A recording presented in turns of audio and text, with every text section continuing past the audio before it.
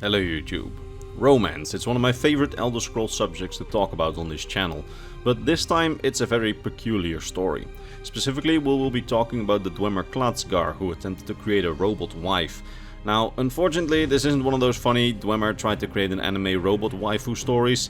No, the story itself is actually quite tragic, as the good intentions of two star-crossed lovers turned out quite badly. So, with that being said, let's talk about the Dwemer who tried to create a robot wife.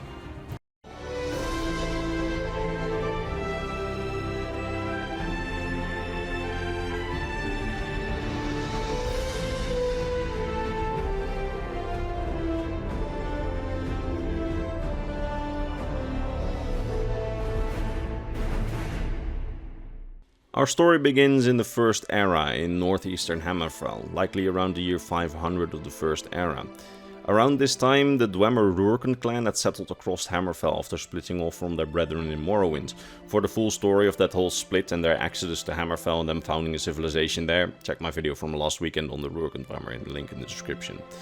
Anyway, during this time, the Rourken Dwemer had settled all across Hammerfell, and they had apparently a pretty decent relationship with the Ayleid cities on the borders of High Rock. Although both seemed to be quite mutually distrustful of one another, as other than trade, they didn't seem to mingle all that much. Now, the Ayleid realm on the High Rock border at this time was ruled by an old king named Uriel, who, at least in Elvish history, has gone down as a beloved king and a shrewd diplomat. You see, while most of Elvish royalty doesn't really tend to get that many children, it seems that this king simply disregarded that memo and fathered 23 children and made sure to marry each of them off to his more powerful Ayleid and Direni rivals and allies in the region in order to bring prosperity, peace and riches to his realm. Now, likely around the year 500 of the First Era, King Uriel's youngest daughter, Princess Urenenya, came of age to be wed, and as a little bonus, she was described to be the most beautiful of his daughters. So, considering the king's reputation of wedding off his daughters and her beauty, it didn't take all too long for suitors from all over the region to come and ask for her hand. And King Uriel diligently went to work to try find a suitor. However, his daughter defied him and refused to be wed.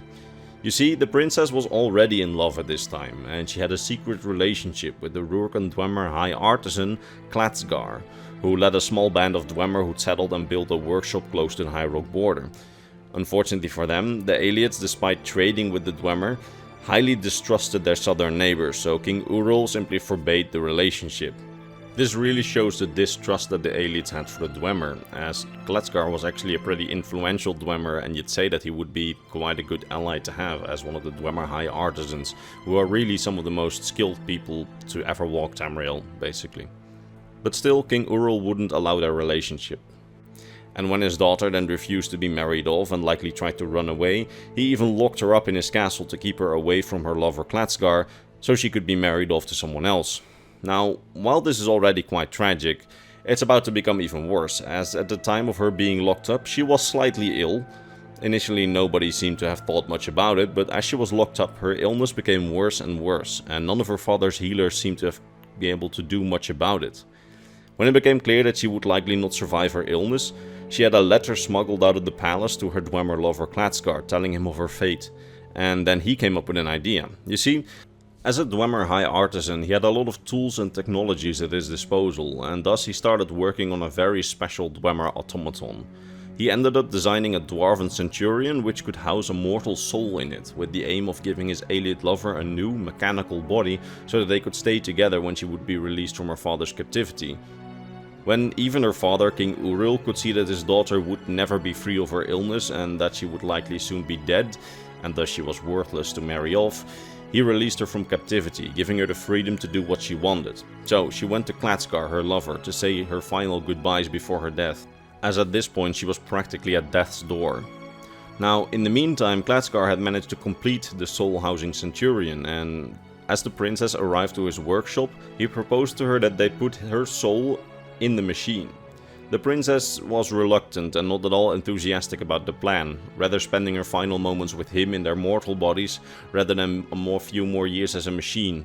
But he seems to have convinced her, at least we know that he did not force her, as they did decide to go through with the plan eventually, and as such her soul was captured and was put in the centurion's body. But something had gone wrong. Something did not go as Klathzgar expected, as Urenenya's soul for some reason couldn't control the machine, and thus she lost the ability to communicate and show any kind of feeling to the outside. To the point where Klathzgar thought that the machine was not conscious at all, and that he simply had killed her. And thus he wept, and filled with grief he likely attempted, but failed, to make the machine work, and not long after, he died alone and in grief.